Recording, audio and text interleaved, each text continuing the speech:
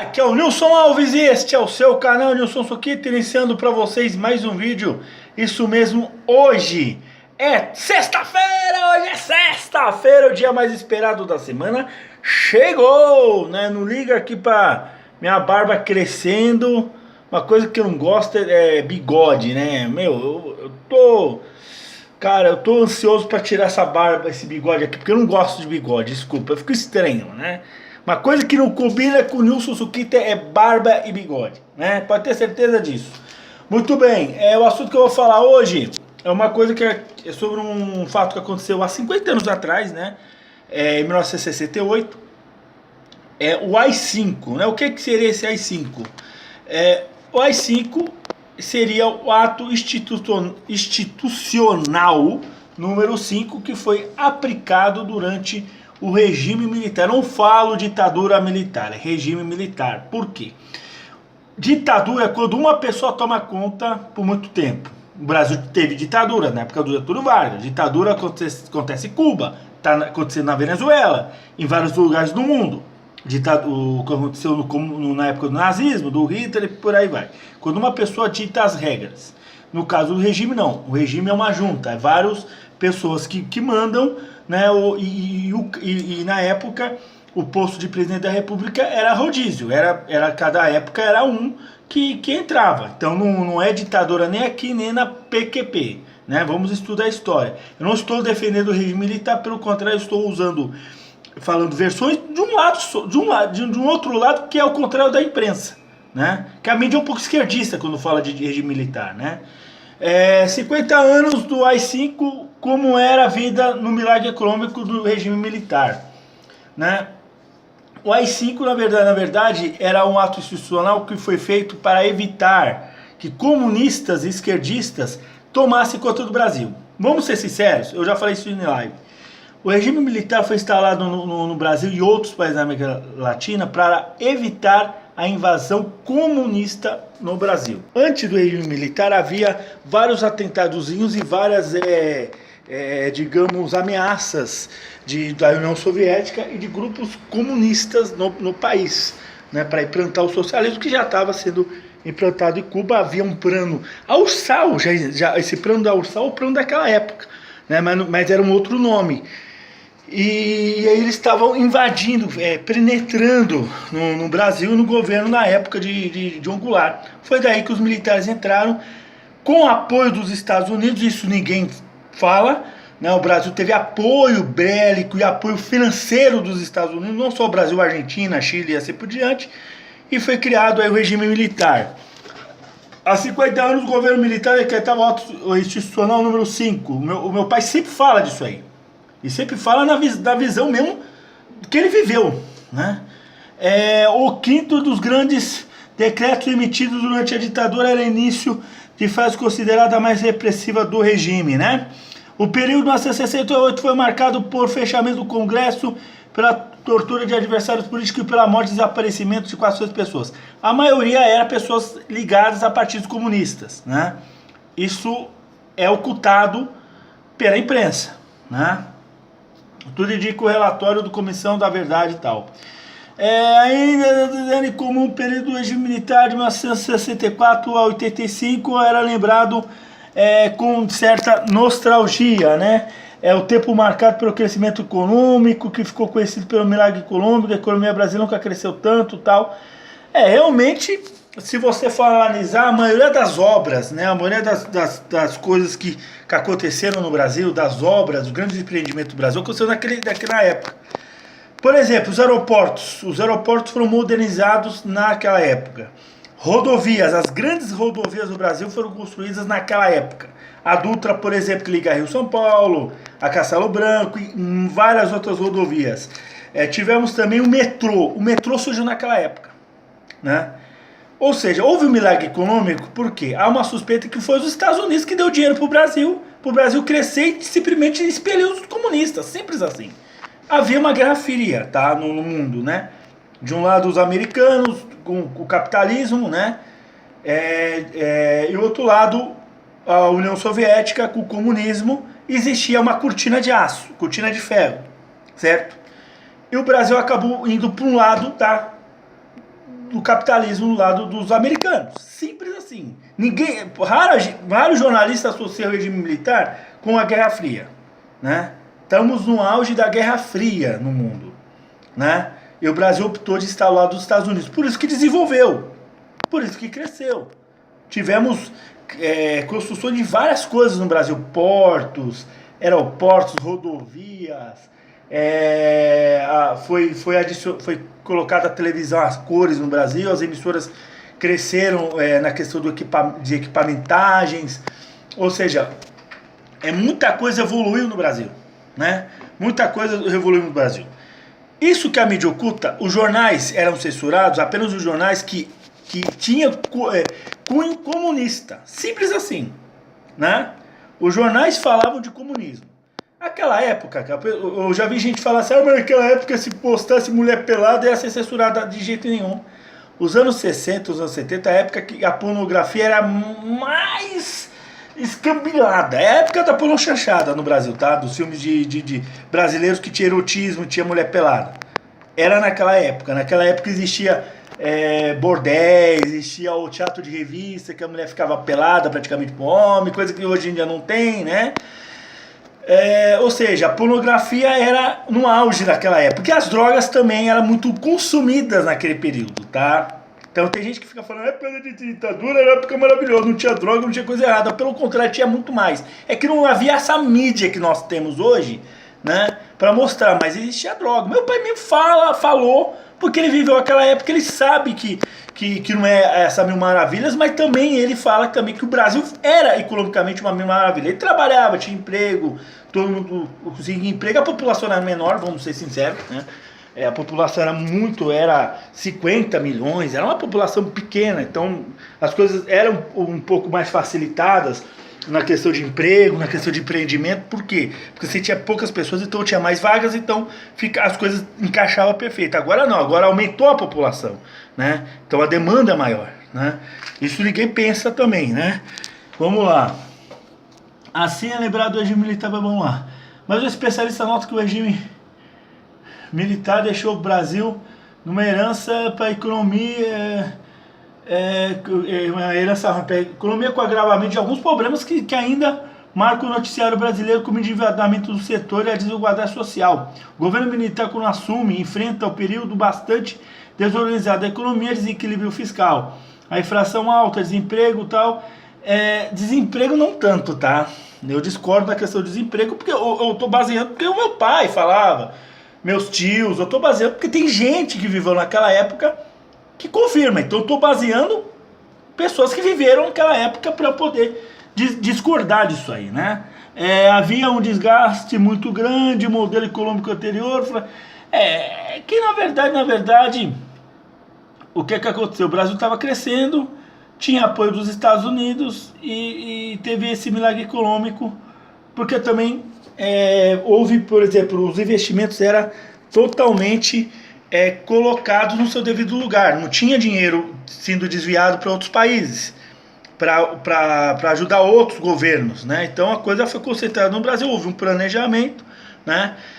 Então tudo funcionava. Se a gente tem hoje a tecnologia, graças a lá atrás, que foi criada a Embratel, né? Que foi criado o satélite, na verdade, brasileiro, foi enviado naquela época, do regime militar. Se a gente tem internet hoje, a gente pode ver um jogo de basquete da NBA às 4 horas, às 11 horas da manhã, ao vivo, graças ao satélite que foi enviado na época do regime militar.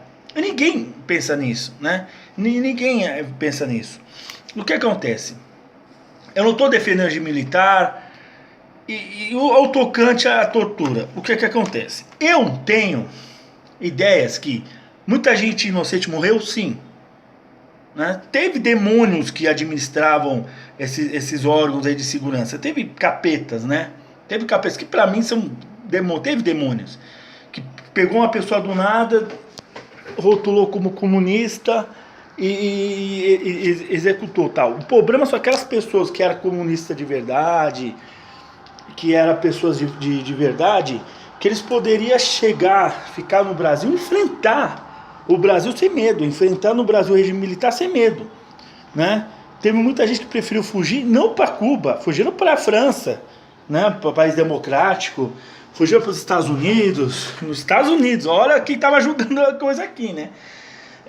Preferiu fugir para fora do Brasil ao invés de enfrentar o mal aqui, né?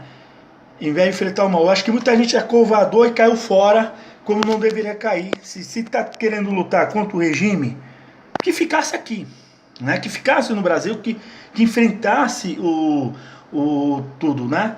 Tivemos muita coisa ruim, tivemos grupos terroristas sendo montados, a maioria viraram políticos aí de um certo partido de cor vermelha, né? Você sabe, sabe, né? Que em 2006 ajudou a fazer uma desgraça na minha cidade aqui, né? Isso não é o caso, também nem melhor nem falar. O que é que acontece? Foi criado vários grupos terroristas que a mídia oculta, né? Mas, claro, muita gente morreu inocente, houve tortura inocente, sim.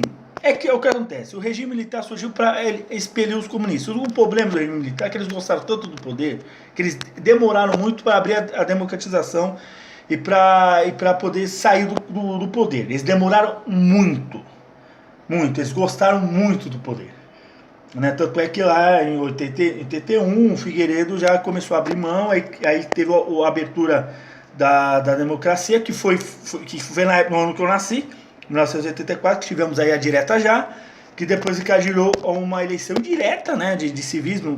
Foi o Tancredo Neves, o Maluf, o Tancredo Neves infelizmente faleceu, entrou o Sarney, e aí depois a democracia começou a consolidar no Brasil com a Constituição de 88, que completou 30 anos de idade. Ou seja, o que acontece aqui? Isso aconteceu para expelir o comunismo. Havia uma ameaça comunista na América Latina pesada, que tinha apoio de Cuba e União Soviética. União Soviética, que era o segundo país, potência mais rica, né, na época no mundo. Eles queriam dizimar a América Latina e fazer a Ursal. A Ursal já era a Ursal, que foi falado pelo Cabo da Ciolo, já existia esse projeto nos anos 60. E aí aqui no Brasil, através das faculdades federais, foi recrutado as pessoas, ou seja, os militantes surgiram aqui no Brasil através de livros que o pessoal da União Soviética trazia para o Brasil clandestinamente, e o pessoal começava a criar militância. Se bem que aqui no Brasil já havia o Partido Comunista, que era até um partido forte, né, o PCB, depois virou Partido Comunista do Brasil. Eu não vou falar uma junção de letras que vai virar o nome de uma entidade satânica, né? O Partido Comunista do Brasil, se botasse um C, viraria uma entidade satânica, né? Eu não gosto de falar o nome de uma sigla satânica que tem por aí, que eu tenho medo que os jornais adoram de falar. Bom, deixa quieto, tô falando coisa com coisa. E aí o Partido Comunista já existia nos anos 30, a Tetona Comunista do Brasil, na época do Júlio Prestes, da Olga Benária, que a história toda tal. Então o Partido Comunista já tinha um formato aqui no Brasil, só que teve um apoio externo pesado.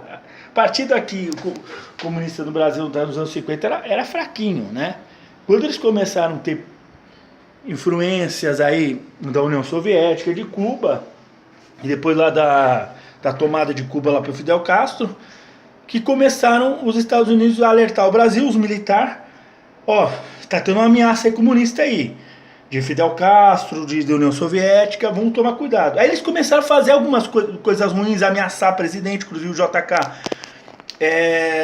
Tem uma história que ele recebeu uma carta de ameaça, o JK, que não foi dos militares, inclusive ele alertou os militares pegaram essa carta e enviar e mostrar para os Estados Unidos que havia uma ameaça contra o governo brasileiro, né? Depois que entrou o Jânio Quadros, sofreu a mesma ameaça. E tudo bem, ele renunciou, entrou o vice, o João Goulart, que condecorou Che Guevara. Sabe o que aconteceu no regime militar? Uma vez uma professora minha de história esclareceu as coisas de uma vez por todas. Por que aconteceu o regime militar? Porque o João Goulart condecorou o Che Guevara. Che Guevara, você sabe quem é o Che Guevara, né? Foi por causa disso aí que os militares acabou. Vai condecorar o Che Guevara, que é um inimigo eminente do Brasil, acabou. Deportou, expulsou o João Goulart, tomou poder, acabou, né? E aí ficou o regime militar de 64 até 2000 e de 2084, né, 85, né, que teve lá a eleição direta. O ato institucional número 5, eu estou enrolando, é o seguinte: ele endurece a imprensa, né, ele endurece a censura, o que acontece? Ele fechou o Congresso, tanto o Senado quanto a Câmara, durante 6 meses, e tomou todo o poder, né, e ele fez uma importância, censurou a imprensa, ele censurou a mídia, ele censurou porque a mídia estava a favor dos comunistas, criticando muito. Coisa que eu tenho vontade, como eu gostaria de ter um AI-5 no Brasil hoje em dia, principalmente no estado de São Paulo, e censurando a imprensa que fica falando o nome de facções criminosas. Como eu gostaria de uma censura no estado de São Paulo. Ou no Brasil. Falou sigla de facção criminosa, a rádio vai sair do ar. Devia existir isso, cara. Falou mal da polícia, falou bem de traficante, censura. Uma coisa que eu não vivi naquela época, mas eu ia amar, é ver censura nas imprensas. Porque o que havia naquela época não era liberdade de imprensa, era libertinagem de imprensa. O que o governo queria? Fazer a liberdade de imprensa. Porque o que havia a libertinagem de imprensa. Todo mundo publicava o que queria, falava o que queria, né? E manipulava o que queria. Então o Estado quis controlar a imprensa. Não é censura, é controlar a imprensa para que queria ser liberdade de expressão e não a bagunça. O que estava acontecendo no Brasil, na imprensa em 68, igual está acontecendo hoje, é a libertinagem de imprensa. Naquela época, só dos fake news de hoje, já existia nos anos 60. Eles inventavam muito fake news no governo militar. Muito fake news. Meu pai falava mesmo, eles inventaram tanto fake news, tanta mentira, que eles chegaram a um ponto, vamos cortar isso aí, né? Vamos cortar, e conseguiu, né? Como eu gostaria que fizesse isso hoje em dia. Claro, com certeza o Bolsonaro não vai fazer, né? Porque a mídia, na qual eu queria que seja censurada, que a TV Record, apoiou o Bolsonaro. E a Folha, né? A Folha tudo bem, ele pode cortar a Folha de São Paulo como outra mídia de merda que tem aqui no Brasil. Bom, Folha de São Paulo é um jornal mais porco que tem, né? Era um jornal de vanguarda, inteligente, nos anos 90, agora virou um esgoto ao céu aberto. De notícias falsas, mentirosas e até apologia ao crime. Bom, que Deus esteja no coração. Eu fui. Psh.